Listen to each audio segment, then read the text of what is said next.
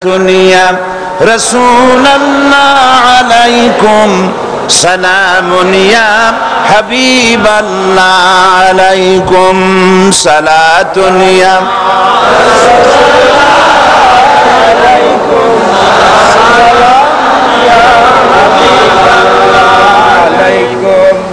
আলহামদুলিল্লাহ আলহামদুলিল্লাহ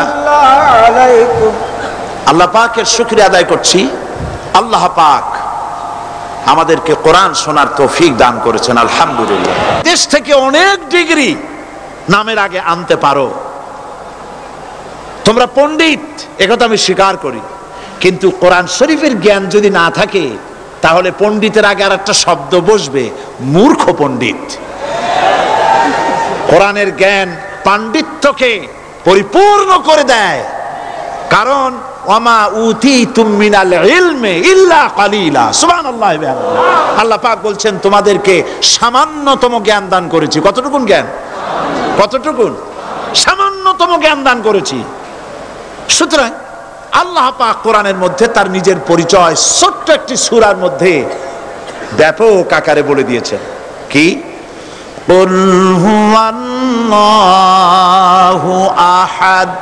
সবাই পড়েন আমার সাথে, কুল হুয়াল্লাহু আহাদ আল্লাহুস সামাদ লাম ইয়ালিদ ওয়া লাম ইউলাদ ওয়া লাম ইয়াকুল লাহু কুফুয়ান আহাদ। আল্লাহ পাক বলেন আল্লাহ এক এবং একক, তিনি কারো মুখাপেক্ষী নন, তিনি কাউকে জন্ম দেন নাই, তাকেও কেউ জন্ম দেয়নি, আকাশ আর জমিনে আল্লাহর সমকক্ষ কেউ নাই। সুবহানাল্লাহ। তাকে কেউ জন্ম দেয়নি, তিনিও কাউকে জন্ম দেননি। তিনি এক, তিনি ছিলেন, তিনি আছেন, তিনি থাকবেন, তার শুরুও নাই, তার শেষও নাই। সুবহানাল্লাহ। এই আল্লাহ রাব্বুল আলামিন তার পরিচয় আয়াতুল কুরসি সার্বভৌমত্বের পরিচয় দিয়েছে, আল্লাহর পরিচয় দিয়েছে। আল্লাহ তিনি খালিক। মানব সৃষ্টির এবং পৃথিবীর সৃষ্টির ইতিহাস ঘাটলে মানুষের যদি কিসমত ভালো থাকে তাহলে আল্লাহর সান্নিধ্য, আল্লাহর অস্তিত্ব সম্পর্কে জ্ঞান তাকে আল্লাহ পাক দান করে দেন। সুবহানাল্লাহ। পৃথিবীর সৃষ্টির ব্যাপারে বুদ্ধিজীবীরা কি বলছেন দেখুন। পৃথিবীর সৃষ্টির ব্যাপারে বিজ্ঞানীরা বলছেন যে এই পৃথিবী এরকম ছিল না, তো কি রকম ছিল? এইটা সূর্যের পাশ থেকে একটা উজ্জ্বল শক্তিশালী জ্যোতিষ্ক দারুণ ফোর্স নিয়ে যাচ্ছিল। সেই ফোর্স সহ্য করতে না পেরে সূর্যের একটি দুর্বলতম অংশ সূর্য থেকে ছিটকে মহাশূন্যে পড়ে গেল, আর ঘুরতে ঘুরতে এই পৃথিবীর অস্তিত্ব লাভ করলো। বিজ্ঞানের এই কথা যদি বিশ্বাস করতে হয় তাহলে আমাকে বলতে হয় এখন তো মানুষেরা আর পৃথিবীতে ধরছে না, ঠিক কিনা? কথা বলছেন না কেন? মানুষ পৃথিবীতে এখন ধরতেছে, বিভিন্ন দেশ খালি বলতেছে মানুষ কমাও, সন্তান কমাও, বিভিন্ন পদ্ধতি গ্রহণ করো, আর মানুষ বাড়ায়ও না। আল্লাহ পাক বলছেন আল্লাহু লা ইলাহা ইল্লা হুয়াল হাইয়ুল কাইয়্যুম। আল্লাহ হচ্ছেন তিনি যিনি ছাড়া কোনো ইলাহ নাই। লা ইলাহা ইল্লাহু, তিনি ছাড়া কোনো ইলাহ নাই, সার্বভৌমত্বের মালিক কেউ নাই। এই যে লা ইলাহা, কোনো ইলাহ নাই, আমরা কালেমার মধ্যে এই কথাটা বলি। আমাদের কালেমায়ে তাইয়্যিবা আমরা কি উচ্চারণ করি? লা ইলাহা ইল্লাল্লাহু মুহাম্মাদুর রাসূলুল্লাহ। জোরে পড়েন লা ইলাহা ইল্লাল্লাহ, লা ইলাহা ইল্লাল্লাহু মুহাম্মাদুর রাসূলুল্লাহ। লা ইলাহা, কোনো ইলাহ নাই। এই দাওয়াত দিয়েছেন দুনিয়ার সমস্ত পয়গম্বর। এটা কি শুধু রাসূলুল্লাহর দাওয়াত ছিল? সমস্ত নবীদের স্লোগান ছিল একটা। সমস্ত নবীদের স্লোগান ছিল কয়টা? সবাই বলুন, কি সেই স্লোগান? লা ইলাহা ইল্লাল্লাহ। কোরআন শরীফের ভিতরে ইলাহ শব্দ 147 বার এসেছে। লা ইলাহার অর্থ যদি এই হয়, কোনো উপাস্য নাই আল্লাহ ছাড়া, কোনো মাবুদ নাই আল্লাহ ছাড়া, মুহাম্মদ সাল্লাল্লাহু আলাইহি ওয়াসাল্লাম আল্লাহর প্রেরিত রাসূল, তাহলে তো এত ঝঞ্ঝাট হওয়ার কথা ছিল না। আপনারা বলেন, নবীরা যখনই এই দাওয়াত দিয়েছেন লা ইলাহা ইল্লাল্লাহ, তখন সংঘর্ষ হয়েছে কিনা? হয়েছে কিনা? বাধা আসছে কিনা? তাহলে এই কথাটা কি, যার কারণে এরকমের বাধা আসে? লা ইলাহা ইল্লাল্লাহ, এর চাইতে বিপ্লবাত্মক, এর চাইতে রিভলিউশন সৃষ্টিকারী কথা আল্লাহর আকাশের নিচে জমিনের উপরে আর একটাও হতে পারে না। লা ইলাহা ইল্লাল্লাহ। ইলাহ শব্দের অর্থ শুধু উপাস্য আর মাবুদ নয়। ইলাহ শব্দের অর্থ হচ্ছে আইনদাতা, ইলাহ শব্দের অর্থ হচ্ছে শাসনকর্তা, ইলাহ শব্দের অর্থ হচ্ছে বিধানদাতা। তো লা ইলাহা যখন একটি লোক ঘোষণা করে, তার অর্থ দাঁড়ায় কোনো আইনদাতা নাই, বিধানদাতা নাই, শাসনকর্তা নাই, কারো আইন মানি না, বিধান মানি না, শাসন মানি না, আল্লাহ ছাড়া। কে ছাড়া? আল্লাহ ছাড়া। এই কালেমার দাওয়াত যখন পয়গম্বরেরা দিয়েছেন, তখন 3 শ্রেণীর লোকেরা বাধা দিয়েছে। বলেন কয় শ্রেণী? সবাই বলেন। 3 শ্রেণীর লোকেরা বাধা দিয়েছে, লক্ষ্য করুন। 1 নম্বরে বাধা দিয়েছে রাষ্ট্রশক্তি। 1 নম্বরে বাধা দিল কারা? 2 নম্বরে বাধা দিয়েছে ধনাঢ্য ব্যক্তিবর্গ। 3 নম্বরে বাধা দিয়েছে যারা কায়েমি স্বার্থবাদী ধর্মীয় শক্তি। এই 3টি শ্রেণী সমস্ত নবীদেরকে বাধা দিয়েছে। সেই বাধা অতীতে যারা দিত, এখন আর দেয় না নাকি? এখনো দেয়।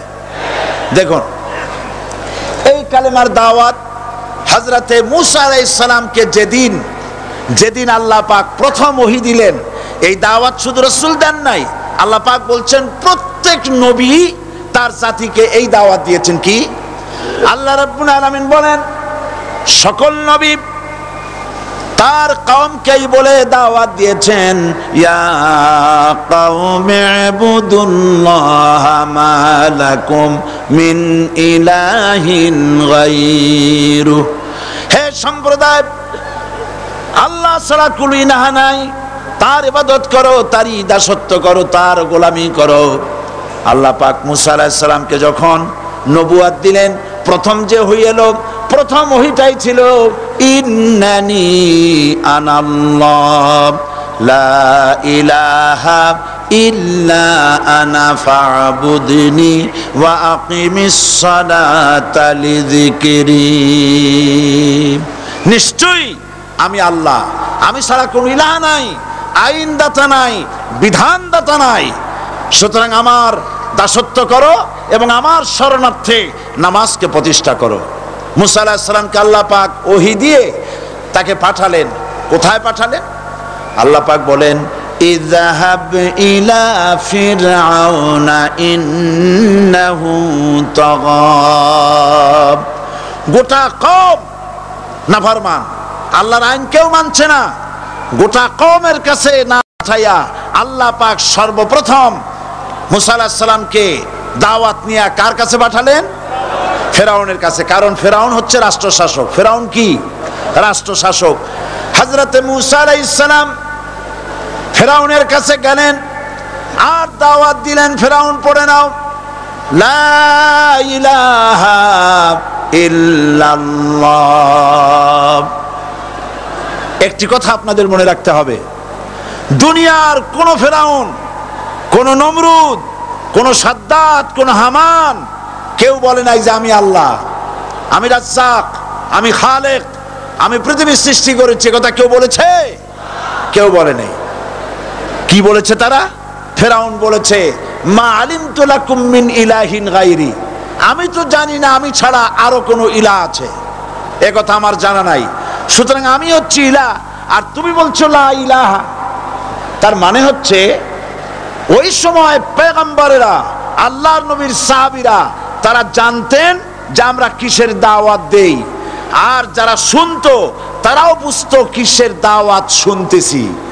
আজ আমার দেশে একই কালেমার দাওয়াত দেওয়া হয়, কিন্তু মানুষেরা বুঝতে পারে না কি শুনতেছি।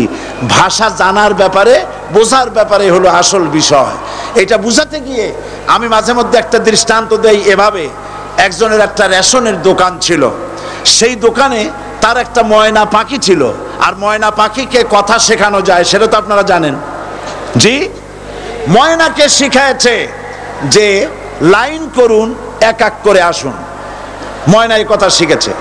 সকালবেলায় যখন রেশনের দোকানে ভিড় পড়ে গেছে, তখন ওই পাখি খাঁচার মধ্যে বসে বলছে লাইন করুন, এক এক করে আসুন। একদিন খাঁচার দরজা খোলা পেয়ে পাখি উড়ে গিয়ে গাছের ডালে বসেছে। আশেপাশে যত পাখি ছিল তারা চিন্তা করলো এই রকমের পাখি তো কখনো দেখি নাই। ময়না তো দেখতে কাকের মতো না, শালিকের মতো না, দেখতে একটা ভিন্ন রকম। ওরা এসে চতুর্দিক থেকে এই নবান্তক, এই যে নতুন এসেছে, ওরে ঠোকরানো শুরু করেছে চতুর্দিক থেকে। ঠোকরানি খেয়ে ময়না বলতেছে লাইন করুন, এক এক করে আসুন। এখন ময়না তো বোঝে না যে কি বলতেছি, আর যে পাখিরা ঠোকরাচ্ছে তারাও তো বোঝে না যে কি শুনতেছি। ময়না যদি বুঝতো যে আমি কি বলি, সবাই মিলে ঠোকরায়, তাই জান বাঁচে না। লাইন করে ঠোকরাইনি তো কলজে যাবে, সব ঠোঁটে ঠোঁটে চলে বোঝে নাই। আমাদের অবস্থা তাই হয়েছে। সুতরাং এই কালেমার দাওয়াত যখন হযরতে মুসা আলাইহিস সালাম দিলেন, ফেরাউন বলল আমি তো জানি না যে আমি ছাড়া আরো কোন ইলা আছে, আইনদাতা তো আমি, তুমি নতুন কোথা থেকে আইনদাতা নিয়ে আসছো? ফেরাউন বলছে দেখো, আমারে বাদ দিয়া যদি অন্য কাউকে ইলা বলে তুমি মানো, আর সেই শিক্ষা যদি যে জাতিকে দাও, তাহলে আমি তোমাকে ধরে লাআজআলান্নাকা মিনাল মাসজুনিন, আমি তোমাকে কারারুদ্ধ করব, আমি তোমাকে জেলখানায় ঢুকিয়ে দেব। রাষ্ট্রশক্তি প্রথম বাধা দিল কারা? বলেন সবাই। সেই বাধা কি ওখানে শেষ হয়েছে না এখনো আছে? আছে কিনা জোরে বলেন। আমি তোমাকে জেলখানায় ঢুকাবো। হযরতে মুসা আলাইহিস সালাম বলেন ফেরাউন রে, জেলের ভয় আমি করি না, আমাকে জেলের ভয় দেখায়া লাভ নাই। আমি আল্লাহ পাকের পয়গম্বর হযরতে মুসা আলাইহিস সালাম। ফেরাউনের দলবল আছে, লোক লস্কর আছে, তার অস্ত্রের অভাব নাই। আল্লাহ রাব্বুল আলামিন মুসা আলাইহিস সালামের কাছে একটা অস্ত্র দিয়া দিলেন। দিছিলেন কিনা? আল্লাহ পাক হযরত মুসা কি বলেছেন, ওয়া মা তিলকা বিয়ামিনিকা ইয়া মুসা, মুসা রে তোমার হাতে ওটা কি? মুসা আলাইহিস সালাম বললেন এটা লাঠি। আল্লাহ পাক বললেন ফেলে দাও লাঠি। লাঠি ফালায় দিলেন, কি হয়ে গেল? হিয়া হাইয়াতুন তাসআ, লাঠি হয়ে গেল। এখন লাঠি পড়ে সাপ হয়ে গেল।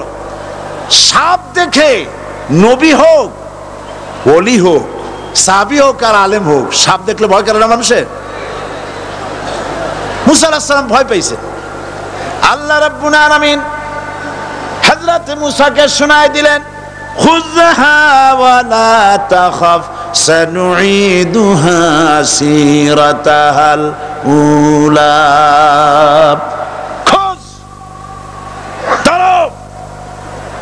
লা তাখাফ, ভয় পেও না।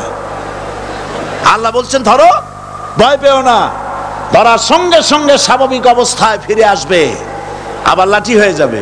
এখন আল্লাহ বলছেন ধরো। মুসা আলাইহিস সালাম কি ভয় পাওয়া উচিত হবে? আর উচিত হবে? মুসা আলাইহিস সালাম কি ভয় পাইছিলেন? কারণ হচ্ছে এই দুশমনের শক্তিটা খুব বড়ই দেখা যায়, মনে হয় যেন অনেক বড়, কি জানি কি। আল্লাহ পাক বলছেন ইন্না কাইদাশ শায়তানে কানা দাঈফা, শয়তানের চক্রান্ত যতই তুমি মনে করো অনেক ষড়যন্ত্রের জাল বিস্তার হয়ে আছে, আল্লাহ কয় কিছুই না, দাঈফা অত্যন্ত দুর্বল। আল্লাহ পাক বললেন ধরো।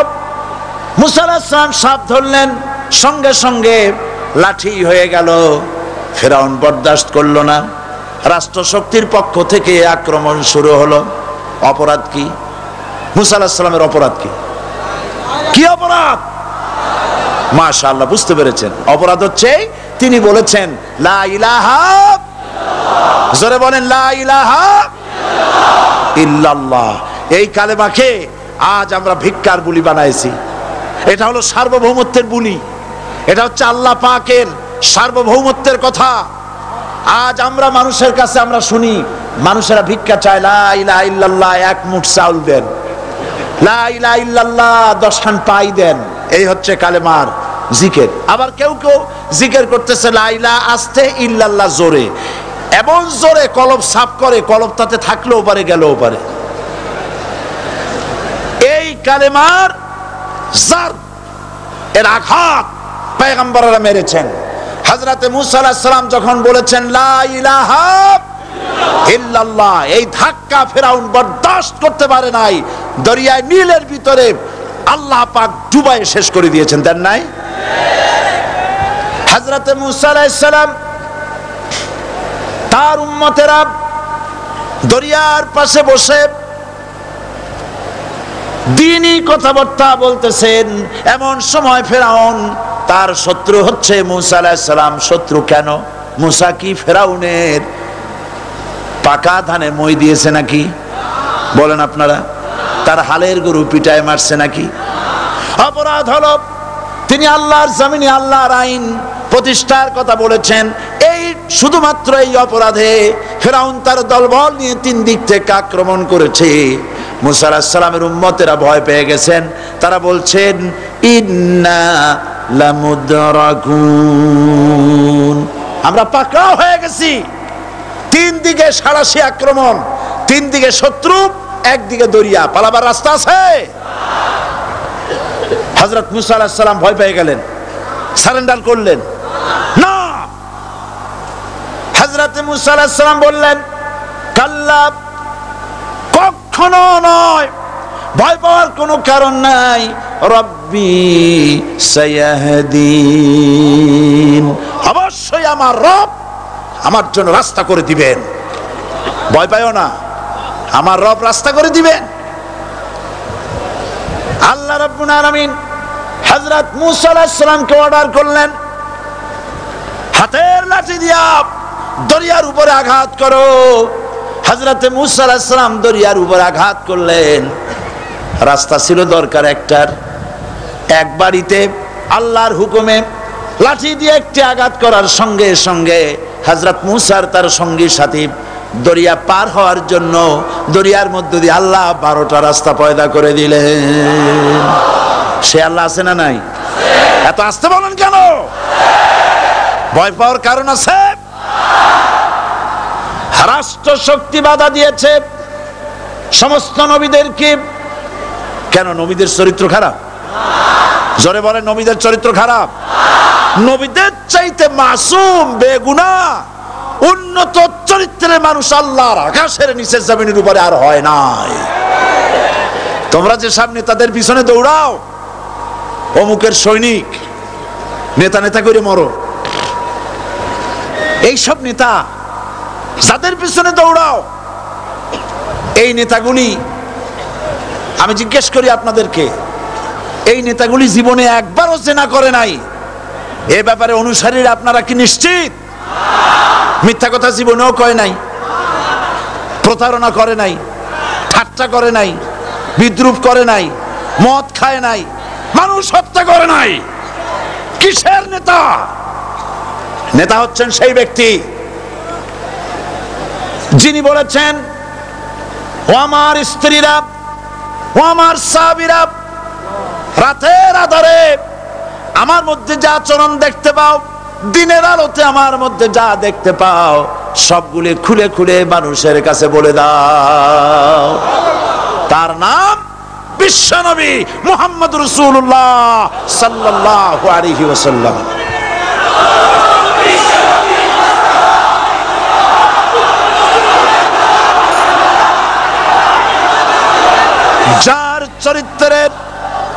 যার চরিত্রের সার্টিফিকেট আল্লাহ রাব্বুল আলামিন নিজে দিচ্ছেন, ওয়া ইন্নাকা লাআলা খুলুকিন আযীম।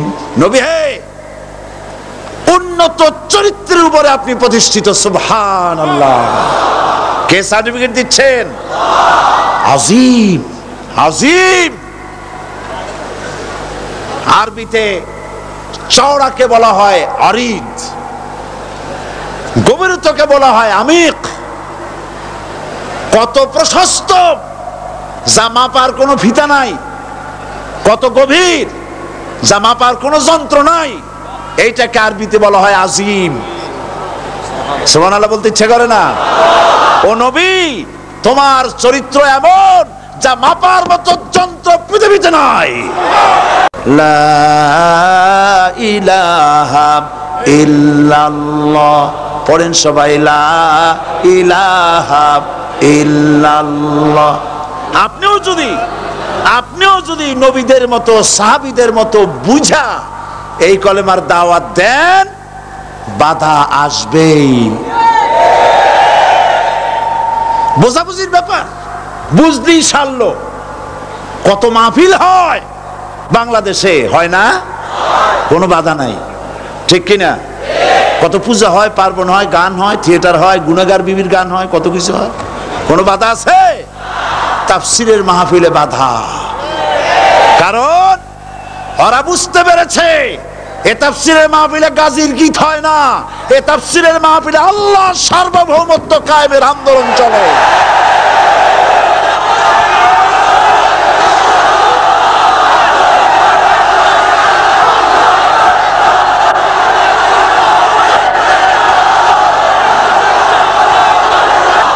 বিশ্বকবি আল্লামা ইকবাল কি সুন্দর করে বলেছেন, আজ ভি হো জু ইব্রাহিম কা ইমা पैदा आकर सकती है एक अंदाज़े गुलिस्तां पैदा।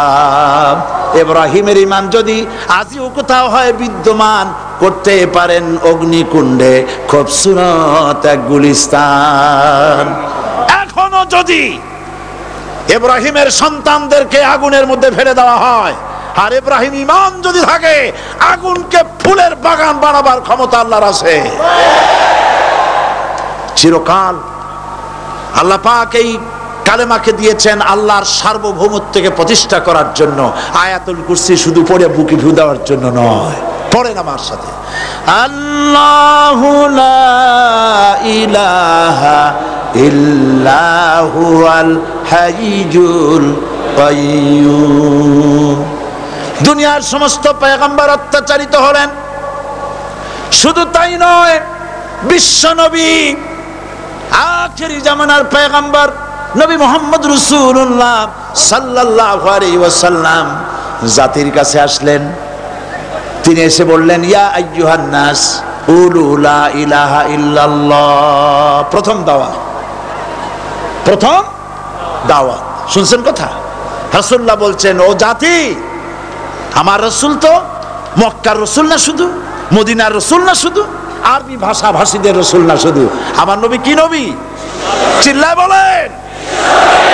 তাই তিনি বলেছেন, ও বিশ্বের মানবতা, বিশ্বের মানব গোষ্ঠী, যদি মুক্তি পেতে চাও, নাজাত পেতে চাও, উচ্চারণ করো, বিশ্বাস করো, আমল করো, বলো লা ইলাহা ইল্লাল্লাহ। জোরে পড়েন, লা ইলাহা ইল্লাল্লাহ, লা ইলাহা ইল্লাল্লাহ মুহাম্মাদুর রাসূলুল্লাহ।